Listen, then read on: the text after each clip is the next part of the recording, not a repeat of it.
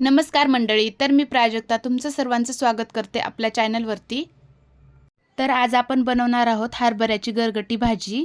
गरगटी भाजी बनवण्यासाठी पहिल्यांदा हे हरभऱ्याची भाजी खुडावी लागते आणि मग त्याला 2-3 दिवस उन्हामध्ये सुकवली जाते।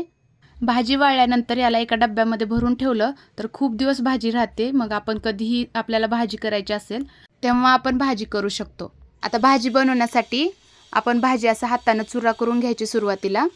भाजीमध्ये टाकण्यासाठी मी इथं 2 चमचे बेसन घेणार आहे। बेसनामुळे भाजी मिळून येते। आता इथं मी 8 ते 10 लसणाच्या पाकळ्या आणि मिरची मिक्सरला बारीक करून घ्यायचं। आता इथं आपण शेंगदाण्याचं कूट घेणार आहेत अर्धी वाटी। ते जास्त बारीक वाटायचं नाही, शेंगदाण्याचं कूट थोडंसं मोठंच ठेवायचं। आणि आता आपण हे सगळे भाजी, बेसन आणि हे जे कूट घेतलं होतं ह्याला या तिन्हीला सगळं व्यवस्थित मिक्स करून घ्यायचं। ही भाजी जास्त तर थंडीच्या दिवसांमध्ये चव लागते। आता हे छान मिक्स करून झाले।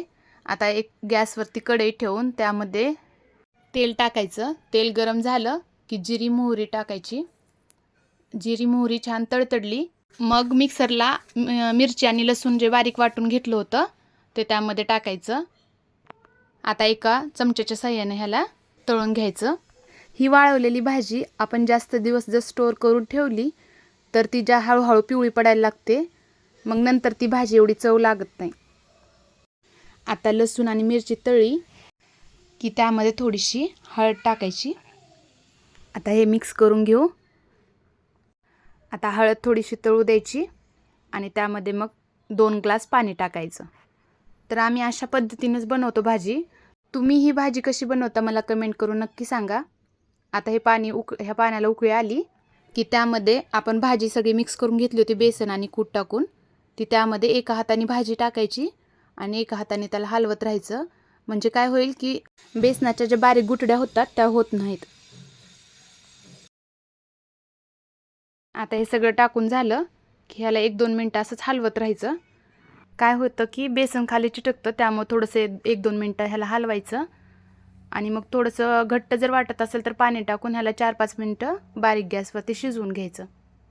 हरभऱ्याची खुडलेली ओली भाजी पण मोकळी केली तर खूप छान लागते, पण ती आपल्या इकडंच महाराष्ट्रात जास्त भेटते, त्यामुळे इकडं बेंगलोरमध्ये मला ती भेटली नाही।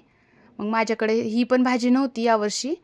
मग माझी मैत्रिणी गावाकडे गेली होती, मग मी तिला येताना बोलले की माझ्यासाठी पण थोडीशी घेऊन ये। आणि ही भाजी या दिवसांमध्ये जास्त चव लागते।